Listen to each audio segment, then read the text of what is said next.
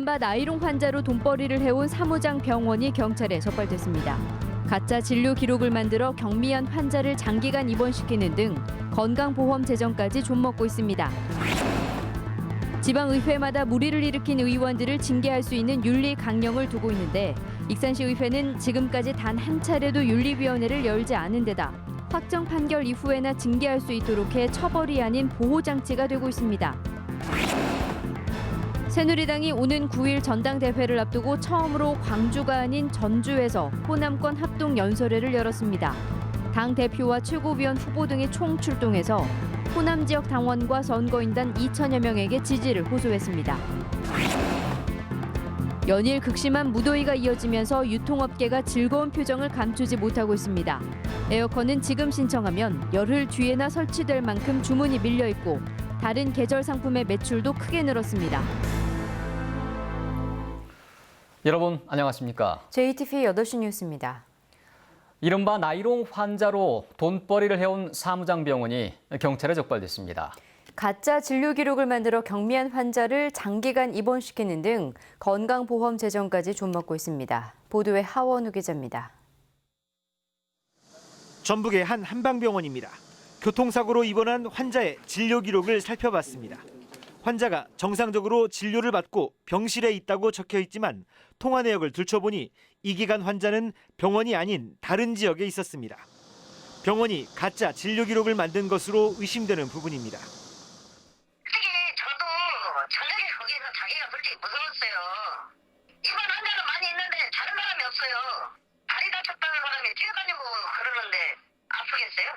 원무과장은 환자들에게 보험료를 더 많이 받는 방법을 알려주거나 환자의 부탁을 받고 진료 기록과 입퇴원 일정을 조정하기도 했습니다.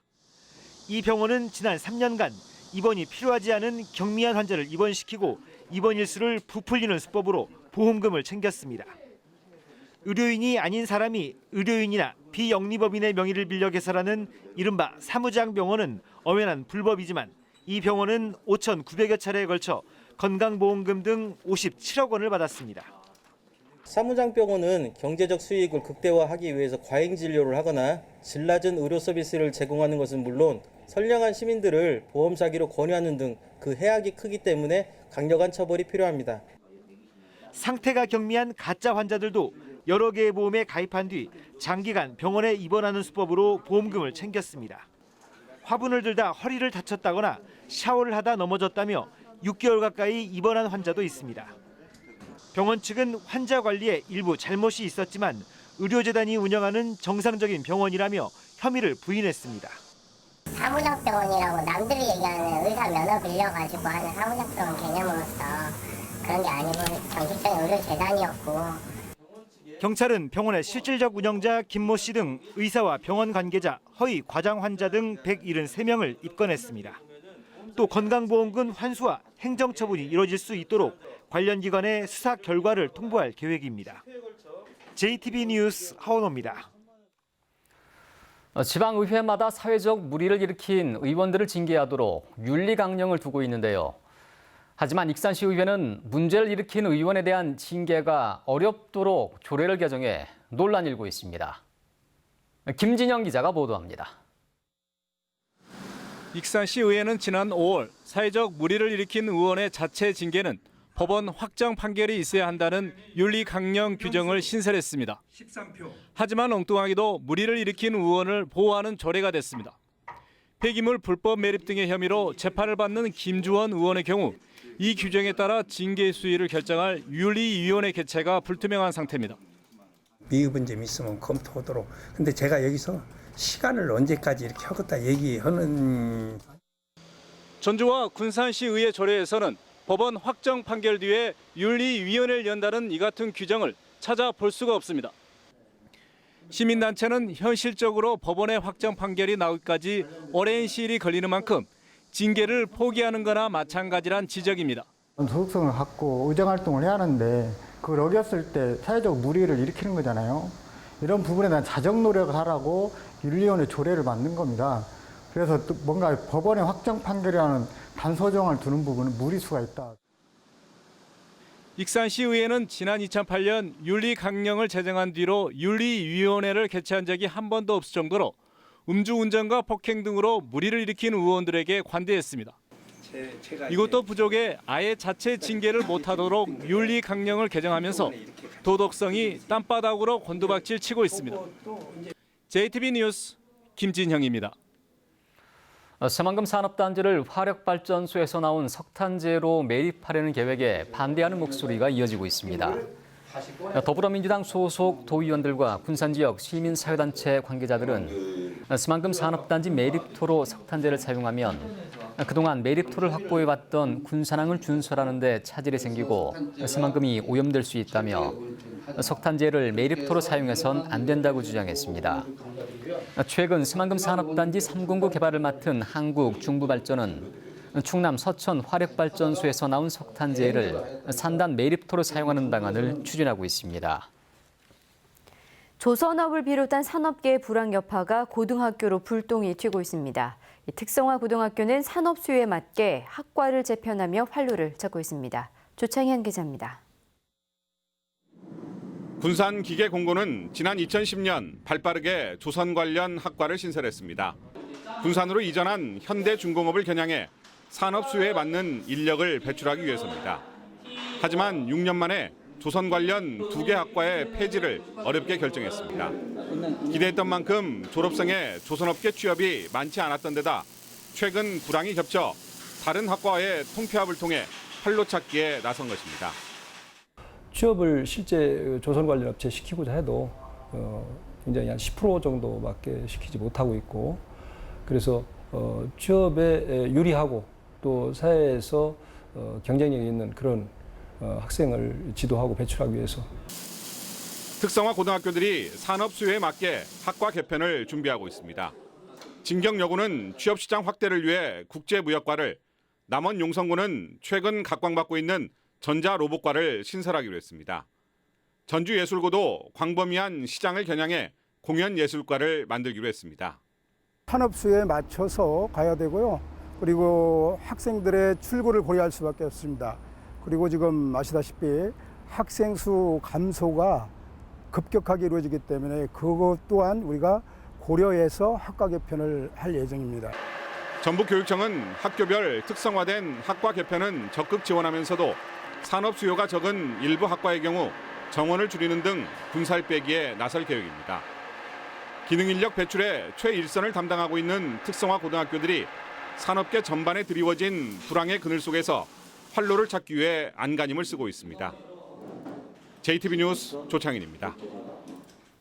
감사원의 전북교육청 인사 비위에 대한 특별감사와 교육감 출석 요구가 일단락될 것으로 보입니다. 전북교육청은 어제 오후 늦게 조사가 아닌 면담 형식으로 감사원 관계자와 김승환 교육감이 자리를 함께했으며 이 자리에서 교육감의 인사 비위 의혹에 대해 혐의가 없는 것으로 가닥을 잡았다고 밝혔습니다. 전북교육청은 날짜를 따로 잡아 감사를 마무리하자는 감사원의 협조 요청이 있어 교육감의 출장이 마무리되는 이달 하순의 절차에 따라 일정을 잡기로 했습니다. 2023 세계 잼버리 대회 새만금 유치 활동에 대한 정부 지원이 확정된 가운데 황교안 국무총리가 세계 스카우트 관계자들을 만나 관심과 성원을 당부할 것을 보입니다. 국무총리실에 따르면 황교안 국무총리는 내일 대구에서 개막하는 제14회 한국 잼버리 대회 개영식에 참석해 세계 스카우트 리더들을 만나 2023 세계 잼버리 대회 개최 후보지인 새만금에 대한 관심과 성원을 당부할 예정입니다. 지난 25일 기획재정부는 국제행사심사위원회를 열고 2023 세계 잼버리 대회를 국가 차원에서 유치하기로 결정했습니다. 새누리당이 오는 9일 전당대회를 앞두고 전주에서 호남권 합동연설회를 열었습니다. 호남권 합동연설회가 광주가 아닌 전주에서 열린 것은 이번이 처음입니다. 송창용 기자가 보도합니다. 새누리당이 호남권 합동연설회를 전주에서 열었습니다. 당대표와 최고위원을 뽑는 전당대회를 앞두고 열린 행사입니다. 관례적으로 광주에서 열리던 호남권 합동연설회가 전주에서 열린 것은 지난 1990년 전신인 민자당이 출범한 이후 이번이 처음입니다. 호남이 없으면 나라가 없다고 하셨습니다. 호남에서 당세가 성장한다면 그것이 곧 정권 재창출을 뜻하는 것이기. 당대표 선거에 나선 5명의 후보는 저마다 호남과의 인연을 강조하며 새누리당 재건에 나서겠다고 한 표를 호소했습니다. 정병국 후보와 한선교 후보는 새만금 사업을 조기에 완공하겠다고 약속했습니다. 이제 새만금 지구를 규제가 없는 특별지역으로 선포해서 한중 협력의 전진기지로 새로운 서해안 시대를 열어나가겠습니다. 여러분, 대통령을 만나서 첫 번째로 제안하겠습니다. 박근혜 대통령의 임기 중에 업적으로 새만금을 꼭 완성시켜 주십시오. 이정현, 이주영, 주호영 의원은 새누리당의 변화를 이끌겠다며 지지를 당부했습니다.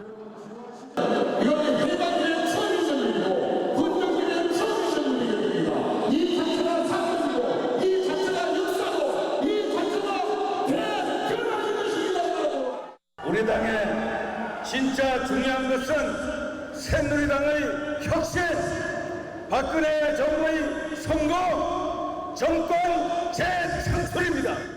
어느 개파에도 속하지 않는 저 주호영이 당대표가 되어야만 이 지긋지긋한 싸움이 끝납니다, 여러분. 최고위원 후보자 8명과 청년 최고위원 후보자 3명도 행사장에 모인 2천여 명의 호남권 당원과 선거인단을 상대로 지지를 호소했습니다. 새누리당의 호남권 선거인단은 전북 4천여 명 등 모두 만여 명입니다. 새누리당은 이들을 포함한 전국 선거인단의 투표와 여론조사 결과를 더해 오는 9일 당 대표와 최고위원을 뽑을 예정입니다. JTB 뉴스 송창용입니다. 김제 민간 육종 연구단지가 오는 10월에 준공됩니다. 민간 육종 연구단지에는 농업기술실용화재단이 운영하는 종자산업진흥센터를 비롯해 첨단 육종 연구시설과 시험온실, 종자기업 20곳이 내년까지 들어서게 됩니다. 전라북도는 민간 육종 연구단지가 본격 가동되면 1,300억 원 이상의 부가가치가 창출돼 종자산업이 새로운 성장 동력이 될 것으로 기대하고 있습니다. 자동차 경기장 대체 부지 확보에 어려움을 겪으면서 중단 위기에 놓인 대학생 자작 자동차 대회 유치에 청실호가 켜졌습니다. 군산시는 새만금 대야간 폭선 인입철도 구간에 있는 공유수면 부지가 자동차 대회 경기장으로 적합하다고 판단하고 관련 기관과 협의에 들어갔다고 밝혔습니다. 군산에서 해마다 열리는 대학생 자작 자동차 대회는 경기장으로 사용하는 플라즈마 기술 연구센터 연구동 부지가 올 하반기에 공사에 들어갈 예정으로 대체 부지를 확보하지 못하면 내년부터 중단될 처지에 놓였습니다. 올해는 유난히 심한 무더위가 기승을 부리면서 여름나기가 참 힘겨운데요. 유통업계만큼은 즐거운 표정을 감추지 못하고 있습니다. 에어컨은 지금 신청하면 무려 열흘 후에나 설치할 수 있을 정도고 각종 계절 상품의 매출도 크게 늘었기 때문입니다. 이승환 기자의 보도입니다.